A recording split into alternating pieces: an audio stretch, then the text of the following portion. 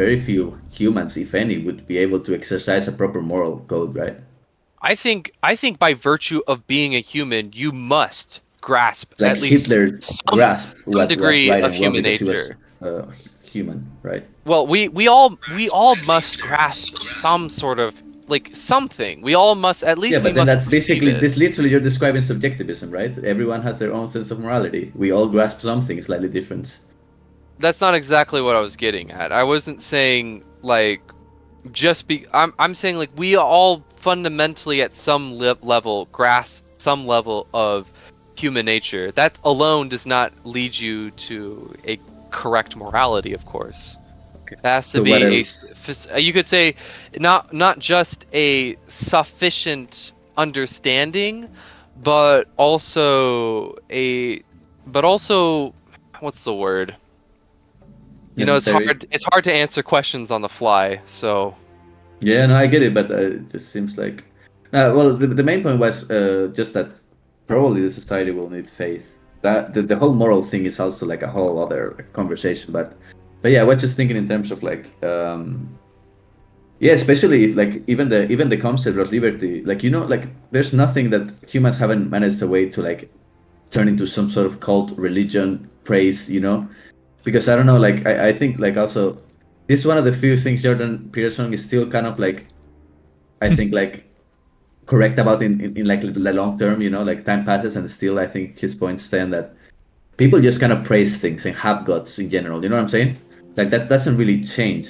It I changes mean, the yeah, shape of what they in have that and sense of like the word God, like God, it could also just be defined as just a higher liberty. power or like a power to worship. Like God can Like an also just mean NAP, for a thing example. to worship.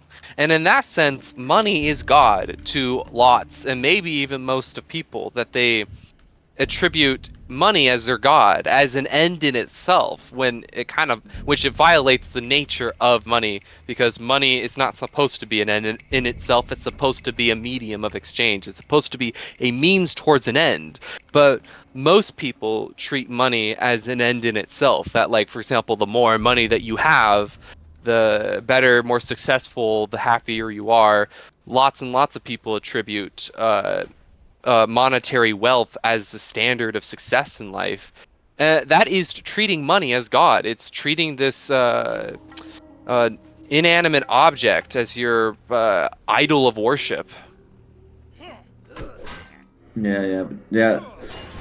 I think like you really have to like as an objectivist. I don't know. Like personally, just like you kind of get yourself in a very like you kind of trap yourself in a corner because then you will have to define like when and how can money be used as a mean and as an end, and you have to know human nature. Like from your point of view, all these things that you have to decide. That's why I mean that people need faith. But also, my brother point wasn't to attack your ideology or anything. I was mostly like pointing at the fact that, for example, like you know how there has been societies of raiders and there have been societies of like let's say just kind of like regular people who kind of like let's say shepherds and like my point being like usually the ones that have stood out like you said has been the statist one, right? Like my point is most I people would say that usually. every society has been a society of raiders and plunders. There's always been a plundering class. Yeah, no, exactly. But what I'm trying to say is that usually what tends to happen is that the people that tend to exercise the state and the regulation and the whole structures of cults and this kind of like let's say social policing in general, Hmm. the ones that really accept that and want that and kind of like allow and facilitate that kind of thing to happen, just sort of states to start governing people's lives.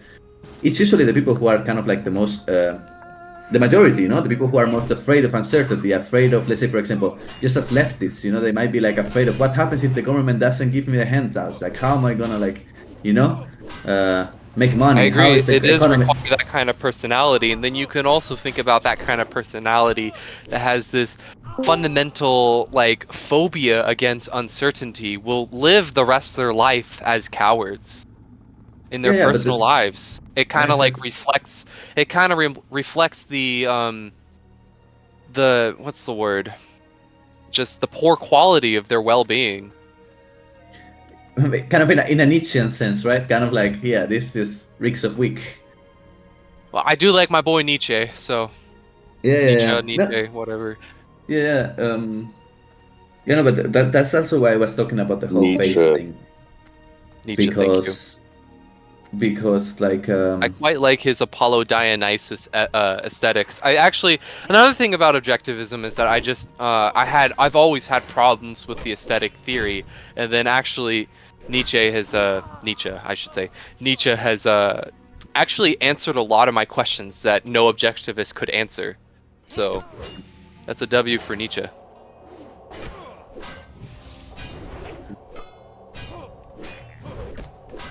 Nietzsche. Nietzsche. My balls are Nietzsche. Yeah. So that's Nietzsche where balls. that's where the face thing comes in, because you have to Maybe you should tattoo your balls. you have with to Nietzsche. like the same what I was saying, like the same impulse that makes people beg for the state is the same impulse that makes them beg for a religion, or for some unifying belief that they need to know, just like as they need to know that some army is going to protect them and some government is going to provide for them. They also need to know that everybody here believes the same thing, and you know what I'm saying, like, and everybody is kind of in the same wavelength. Do you believe that's like an intrinsic phenomena of human nature? Because yes, I agree that that is definitely a thing that humans do and have done, but I don't believe that is intrinsic consequence of being a human. I do believe humans can overcome this fallacy and move on to better things. That sounds a lot to me like this blank slate theory about humans have always been men and women, but this generation we're so smart that we're gonna figure out how to stop. What is blank slate? I don't know. I mean, I believe in tabula rasa. This is in reference to knowledge. Blank slate, as in a human is a blank slate to be drawn on. There's nothing about it that's essential to it. No. Every human has a unique nature to it. Not only does every human share humanness, but also every human shares a uniqueness to them. Well, in that sense, I would say that most let's say that need for that sort of faith and reassurance and community, I think it's a part of human nature. Of course, in some people, it kind of overcomes everything else and they become some pussies, but I think everyone has it, and everybody has the potential to it. If that is so, then I must not be human, because I don't think I have it. Yeah, well, of course you can have lack of self-awareness. Here's an alien. There's a lot of things you can, people. I think everybody's afraid of stuff, but I think like anyone who says they've never been afraid of something, it's not what you're saying, but I'm just saying certainly humans are afraid. That's an intrinsic property of humanity. No one would argue. And I think the most evolutionarily kind of adapted way to react to that sort of fear usually is to look for. I mean, maybe there's some sort of disorder, some sort of rare disorder that inactivates the ability for one to feel fear. But besides that, all humans feel fear. Even courageous soldiers charging into battle, you could say, they still feel fear, because courage is not the absence of fear, but rather the domestication of fear. Yep. Yeah, but I guess that all I can say about this, because this would be theory of the mind thing, right? But all I can say is that the evidence is kind of in the favor of, you're basically going against all the history of humans that we know. I can understand, it's always been like this, so how can it be different? But I mean, we've lived, hundreds and thousands of years under feudalism. It kind of depends how you're defining feudalism, but we can just at least say hundreds of years we've lived under feudalism, and we moved on from aristocracy and feudalism to democracies and capitalism. I mean, that's a really, really big change. I mean, how our modern industrial society functions now in the modern period compared to the early modern yet Renaissance and the medieval and before that, very, very, very fundamentally different. It's almost as if we're different species.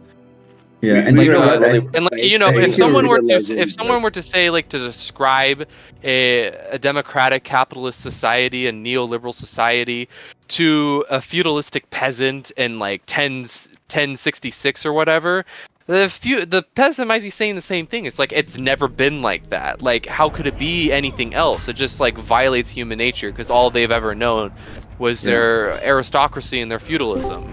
Yeah. But And I nevertheless, think things change, and I do believe change can change again. yeah, I think one thing you were like Yeah, actually but really that's right quite about. funny because feudalism was Wait, hold up. I more want to hear. replaced. Wait, I want to hear what Mandis has to say. Okay. Yeah, I was just saying that I think there's one thing that you're really right about when you asked that, and I kind of like shocked off the comment that you said, but it's actually true that there may be people who don't have that kind of mindset and who, in almost every circumstance, their balls, tuck loaded on their fear, and that's actually quite true.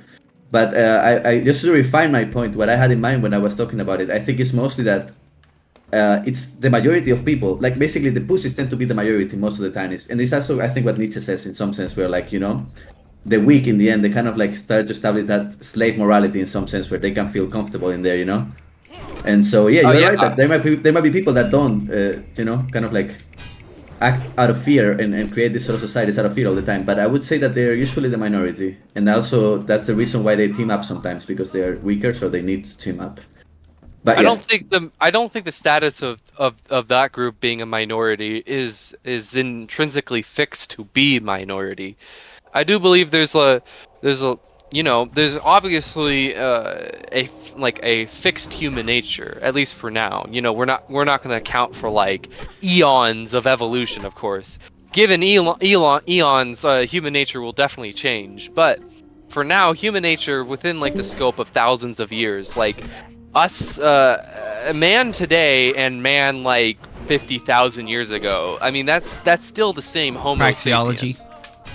Exactly. I mean, it's not even just about praxeology, but yes, it is. It does also talk about praxeology. But yeah, like what changes a lot faster, a lot faster than human nature is human ideas, and ultimately, human nature provides the framework, the foundation, and the limits of human society, but the variation of human society is dictated by the sum of the ideas and beliefs held by every individual in a society. And it's a matter of changing those ideas and beliefs and changing the status quo to get different results with human society.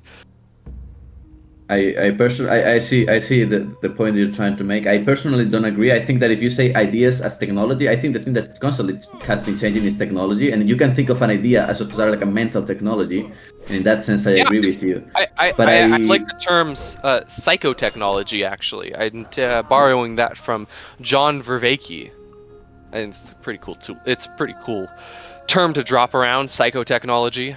yeah, in that sense, I agree that that's basically the thing that changes the most and that can define one society from another. But at the same time, I think that certain fundamental things about humans we haven't learned to change yet. Maybe we come up with a psychotechnology, aka let's say some sort of like a genetic modification of certain psychological traits, before birth. You know what is the psychotechnology? Logic. Logic is a Yeah. psychotechnology. We did Yeah. not always have logic, not in the sense of like Aristotelian syllogism kind of logic. Like the kind of logic that we, as we know it today, has not always existed. And before that, it's no wonder that like for most of human history, philosophy has been taught in mythologies and stories because we did not develop all the psychotechnologies and just regular technologies to understand the natural world. We still had a very huge God of the gap kind of problem. And the only way that we could explain natural phenomena happening around all of us, like floods and storms and tornadoes, we had to assign them responsibility by these higher power deities. But these stories that we were taught in mythologies are preloaded with lessons that can't just be taught by just cut and dry, like this is right and here is why, and it follows this logic. But we didn't invent logic yet, so we have to tell it through a story, mythology. In most of human history, that was how ideas were transmitted from the raising child. Yeah, well, one of the things that I was telling you about is actually one of those mythological stories where when the few strong get too strong, or one tyrant gets too strong, the other, maybe weaker but always morally good in the story, kind of like rise up against him and defeat him, and that's kind of like the story of so many societies. It's become like a myth, and in some sense, there's also the Babel Tower myth, the The Tower you're of kind of like Babel. trying to reach the Like, sky. even Yeah, though yeah. these I'm stories may or saying, may not be true, spoiler, it's not true, they're mythologies, yeah, but what they yeah, do have behind them are true lessons that we learn from them. yeah. Whether And I think it could what, be, yeah, actually, I back up, it could be true, it could be even false lessons. Nevertheless, they are lessons that humans, millions and millions of humans have been learned yeah, life lessons through these mythologies, and and that's kind of that's like actually the real purpose of these mythologies. It was a way to that's what I was teach. what Go I was ahead. pointing out, like what I was pointing out when I was telling you, like maybe thinking that this generation suddenly has some mind technology, which is basically what the Babel Tower myth is aiming at. It's like there's heaven and this earth. There's like heaven, like the ideal kind of like the, what separates you from being dirt and from being just human, an ape. It's like like your ability to logic, to reason, to it's heaven that you're trying to reach, or you think that you can get. Like this logical concept, this kind of like technology, basically. It's gonna get you so high, like you know what I'm saying? Like this, that's kind of like the Babel Tower stories about how it didn't go so right, and that I think that's also what happened. For example, if you see communism 100 years ago, they thought they could engineer, like even before that, the Enlightenment revolution, they thought they could measure humans and put them in different like boxes and numbers and through the state kind of make all this measuring. I don't know if you have read about how the whole Enlightenment changed basically the whole way that Europe kind of perceived itself. Like and so this kind of like hyper rationality, this kind of thinking that this new generation is going to actually figure out the problems that none of them in the past did. I think it's actually a good kind of like intention to have, but I think it's also you have to be very careful with not being too absolutist with it and leaving space to the fact that you might just be as flawed as the previous generation, for it not to become a total failure. Like I think the Enlightenment ended up being in some sense, as it also led to eventually communist China and Nazi Germany. Like that was the end point of the hyper rationalization and kind of like social engineering ideal that they had. Jethro Tull has a really good album that is a story about how the young generation comes to realize the flaws of the old generation, so then they grow up to go enact the changes that they want to see in society, but then they find themselves at the end of the album to become the old generation. And in the phrase of the song, that's their sandcastle virtues are all swept away by the tides, is like the analogy that is used, and it's supposed to represent basically like what you were just talking about, like that each new generation tries to fix the old generation's flaws, but in doing so arises their own flaws, which the new generation has to come and fix, and the cycle repeats, and they think that like they're the generation to end it all, but really they're stuck in a cycle. Yeah, I mean, I do think it's a good spirit to have, especially like, I mean, like, as We long have a as you term have for like that. We call that generational conflict. energy. Like, I think What's it's up, always a Tony? good. I think like maybe like Nietzsche would say, I think it's like a good energy in some like how do you say, not I don't know the translation in English to the words that I've read in the book in Spanish, but kind of like it's not sort of like a weak thing to do, or it's not like a despicably like moral thing to do, but I think it is sometimes easy to fall into this sort of like almost how would you say, like pride of being like, no, I'm actually You gonna could even figure say out arrogance. this. Yeah, exactly. So I think it's really good to have this idea of, hey, I want to improve this. This clearly can be improved from my generation, and maybe it couldn't be from the generation preceding me.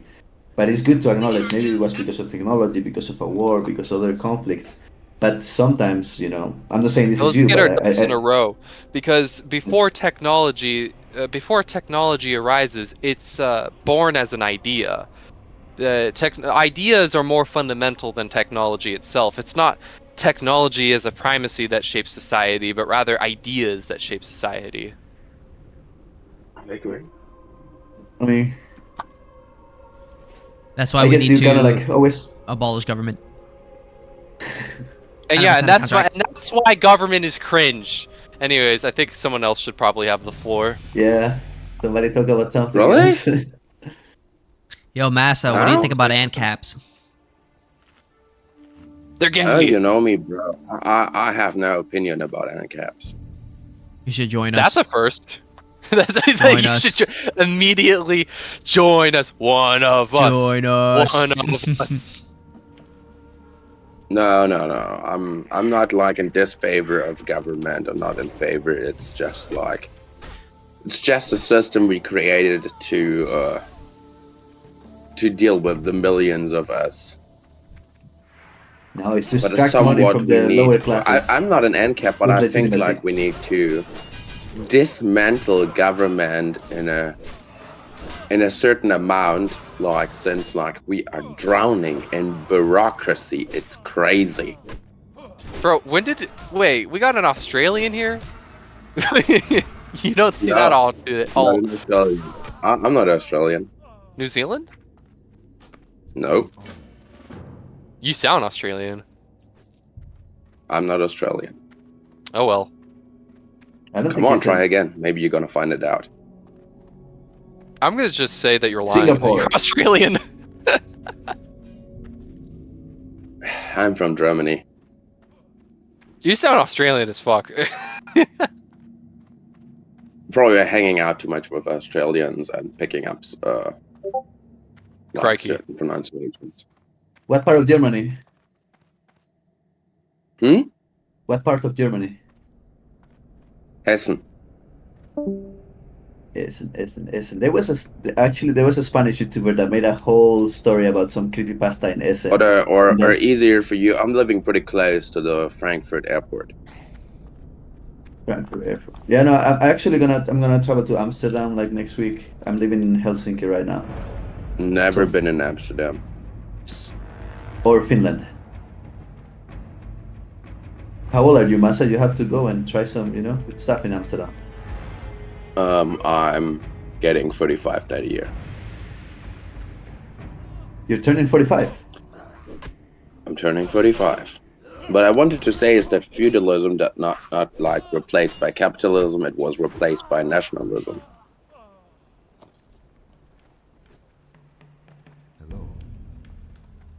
Well, I think capitalism was just some word that Abolish Marx kings. made up. Like he just gave it But some the funny thing characteristics. is, the idea of nationalism wasn't that really present in Europe. But when they were fighting back Napoleon, the feudals in their areas were like picking up this nationalistic idea to get their people in movement against Napoleon. So they were propagating the national idea, probably unknowing that they were increasing the speed by this idea replacing feudalism. Yeah, but that's what I said about the illustration, the Enlightenment. It was Alright, a guys, process that created the machinery of state. That's way before Enlightenment. That's way before. Guys, Yeah, I'm gonna head to bed. I'm getting tired, so I hope you guys have a good night. All right, it was fun. Have a good All night. right, good night. All right, y'all.